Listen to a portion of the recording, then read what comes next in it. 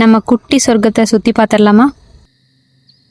ஆரவள்ளி மலைத்தொடர் ஒட்டின மாதிரி மரங்களும் செடிகளும் நிறைஞ்ச ஒரு இடம். அங்கே எந்த நேரமும் மயில்களும் குருவிகளும் கத்திக்கிட்டு இருக்கும். இது ஏதோ படத்தில் வர ஒரு காட்சி கிடையாது. நாங்கள் வாழ்ந்துட்டு இருக்க ஒரு சின்ன சொர்க்கம். ஹலோ ஃப்ரெண்ட்ஸ், எல்லோரும் எப்படி இருக்கீங்க?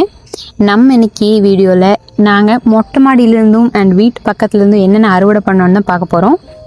நாங்கள் இருக்க ஏரியா அந்த மாதிரி ரொம்பவே பீஸ்ஃபுல்லான ஒரு இடம். இருக்கிறது டெல்லி NCR ஏரியாவாக இருந்தாலும் மெயின் ரோட்லேருந்து 2 கிலோமீட்டர் உள்ளே தான் இந்த இடம் லொக்கேட்டாக இருக்குது. இங்கே வந்து மொத்தமாகவே ஒரு 4 வீடுகள் தான் இருக்கும். மொத்தமாக ஒரு 250-300 ஏக்கர் லேண்டில் ஒரு 4 வீடு தான் இருக்குன்னா யோசிச்சு பாருங்கள். இந்த இடத்துல மரங்கள் நிறைஞ்சிருக்கும். பகல் முழுக்க குருவிகளோட மயில்களோட சத்தமும், நைட் ஆனால் ஆந்தைகளும் நிறைய பார்க்கறக்கு முடியும். இங்கே அட்டப்பாடியிலேருந்து இங்கே வந்ததுக்கப்புறம் எப்படி அட்ஜஸ்ட் பண்ணிக்க போகிறோன்னு யோசித்தேன். பட் இந்த ஏரியா எக்ஸாக்டாக மினி அட்டப்பாடி தான். இங்கே ஆஃபீஸ்லேயும் அவரோட ஸ்கூலில் ஒர்க் பண்ணுறவங்க யார் இங்கே வந்தாலும் சொல்கிறது, நீங்கள் இருக்கிறது ஒரு சொர்க்கம்னு. காலையில் கோழி கூவுற சத்தம் கேட்டு எந்திரிக்கிறது கிடையாது, மயில் கூவுற சத்தத்தில் தான் எந்திரிப்போம்.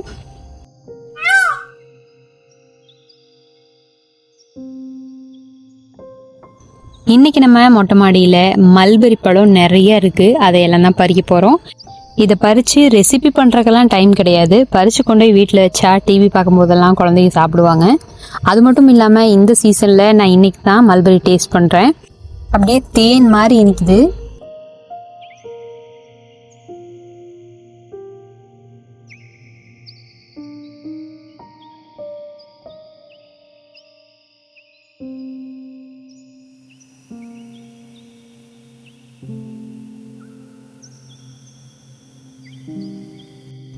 நெக்ஸ்ட் ஐட்டம் வந்து முருங்கைக்கீரை. முருங்கைக்கீரை என்ன அவ்வளோ பெரிய ஐட்டமாக ஹார்வெஸ்ட் பண்ணுற அளவுக்குன்னு நினைப்பீங்க. பட் இங்கே ரொம்ப பெரிய விஷயந்தான். நிறைய பேருக்கு முருங்கைக்கீரை சமைக்கிறாங்கோ சாப்பிட்றாங்கன்னு கூட தெரியாது. முருங்கைக்காய் வேணால் கடையில் பார்த்துருப்பாங்க. அதுவும் நிறைய பேர் வாங்கி சாப்பிட்றதுக்கு ப்ரிஃபர் பண்ணுறதே கிடையாது. நான் எப்பாவது சாம்பாரில் முருங்கைக்காய் போட்டு கொண்டு போனாலும் எல்லாரும் முருங்கைக்காய் ஒதுக்கி வச்சுருவாங்க, சாப்பிடவே மாட்டாங்க. பட் கூட ஒர்க் பண்ணுற ஒரு பொண்ணு உடம்பு சரியில்லாமனால டாக்டர் வந்து நிறைய அயன் கால்சியம் அதிகமாக இருக்க ஃபுட்டெல்லாம் எடுத்துக்க சொன்னாங்களாம். அப்போ எங்கிட்ட கேட்டாங்க என்ன சாப்பிட்லான்னு. எனக்கு உடனே ஞாபகம் வந்தது முருங்கைக்கீரை தான். ஏன்னா இதில் கால்சியம் நிறையா இருக்குல்ல. மாடுகளுக்கு கூட நம்ம ஊரில் இதை கொடுப்பாங்க. இது சாப்பிட்டா கால்சியம் அதிகமாகும், அதனால பால் கூட அதிகமாக கொடுக்குமா. மொட்டை மாடியில் வந்து கீரை பொறிக்கிறதுக்கு டைம் இல்லாதனால நானும் இது செய்கிறதே கிடையாது ரொம்ப நாளாக.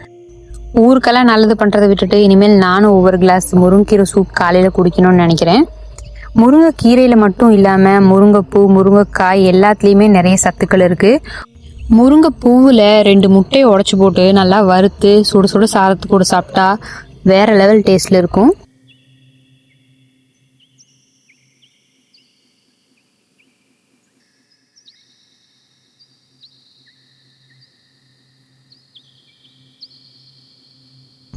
அடுத்தது நெல்லிக்காய். நான் நெல்லிக்காய் பறிக்கிறதுக்காக வாரம் அவர்கிட்ட சொல்லுவேன். நெல்லிக்காய் பறிச்சுட்டு வந்தால் அது கூட கருவேப்பிலை, இஞ்சி, மஞ்சள் இதெல்லாம் போட்டு அரைச்சி ஃப்ரிட்ஜில் வச்சுட்டா ஒரு வாரம் ஃபுல்லாக சுடுதண்ணியில் காலையில் மிக்ஸ் பண்ணி குடிக்கிறதுக்கு ஒரு ஆம்லா ஷார்ட்ஸ் மாதிரி ஆயிடும். இது வந்து ஹேருக்கும் ஸ்கின்னுக்கும் ரொம்ப நல்லது இல்லையா, அதனால் இதை ட்ரை பண்ணிட்டு இருந்தேன். இப்போ மாடியில் மல்பெரி பறிக்க வரும்போது தான் இதில் நிறைய நெல்லிக்காய் இருக்கிறத பார்த்துட்டு பறிச்சுட்ருக்குறோம். நெல்லிக்காய் அப்படியே சாப்பிட்றதும் கொஞ்சம் கஷ்டம்தான். சட்னி அரைச்சாலும் யாரும் சாப்பிட்றதே கிடையாது. பட் எனக்கு மட்டும் வேணும் அப்படிங்கிறதுனால நான் இந்த மாதிரி ஷார்ட்ஸாக எடுத்துக்கிறேன். நம்ம ஊரில் தேன் நெல்லிக்காய், உப்பிலிட்டு நெல்லிக்காய் அதெல்லாம் கிடைக்கும்ல, அது கூட ஒரு நல்ல ஆப்ஷன் தான் நெல்லிக்காய் கன்சியூம் பண்ணிக்கிறதுக்கு.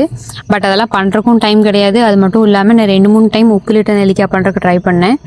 அது வந்து கண்டுக்காமல் ஒரு மாத கணக்கில் விட்டு அது கெட்டு போயிடுச்சு. ஸோ இனிமேல் ஆம்லா ஷார்ட்ஸ் தான் இருக்கிற ஒரே வழி. நீங்கள் ஆம்லா எப்படி கன்சியூம் பண்ணுவீங்கன்னு கமெண்ட் செக்ஷனில் சொல்லுங்கள். அடுத்தது ஆம்லா ஷார்ட்ஸ் பண்ணோம்ல, அதுக்காக ஃப்ரெஷ்ஷாக கருவேப்பிலையும் எடுத்துக்கிறோம். வீட்டுக்கு முன்னாடியே கருவேப்பிலை இருக்குது. பட் டெய்லியும் சமையல் பண்ணும்போது கருவேப்பிலை வந்து ஒடிக்கிறதுக்கு டைம் இல்லை அப்படின்னு சொல்லிட்டு அதை எடுக்கிறதே இல்லை. அதனால் வாரத்தில் ஒரு நாள் அதையும் பறித்து ஃப்ரிட்ஜில் வச்சுட்டா சமைக்கும் போது ஈஸியாக இருக்கும்.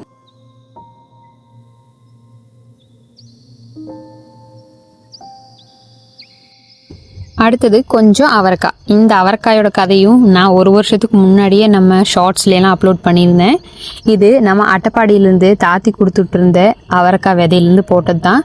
இந்த செடி போட்டு 2 வருஷத்துக்கு மேலே ஆகுது. இப்போது நாங்கள் எந்த பராமரிப்பும் பண்ணலைன்னா கூட வாரத்துக்கு ஒரு பொரியலுக்கு தேவையான காய் கிடச்சிருது.